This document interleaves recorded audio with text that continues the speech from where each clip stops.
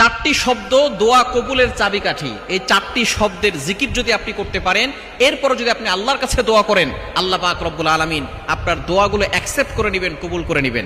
ইবনে আব্বাস রাদিয়াল্লাহু তাআলা তিনি জানিয়ে দিয়েছেন, একবার এক বিদুইন নবীজি সাল্লাল্লাহু আলাইহি সাল্লামের কাছে এসেছেন, এসে বলতেছেন, ইয়া রাসূলুল্লাহ, ইয়া হাবিবাল্লাহ, দুনিয়া আমার কাছ থেকে বিমুখ হয়ে গিয়েছে। ইয়া রাসূলুল্লাহ, ইয়া হাবিবাল্লাহ, আপনি আমাকে কিছু আমল শিক্ষা দেন, করণীয় কিছু আমল আমাদেরকে বলে দেন। তখন নবীজি সাল্লাল্লাহু আলাইহি ওয়াসাল্লাম বললেন, তুমি চারটা বাক্য পড়বে।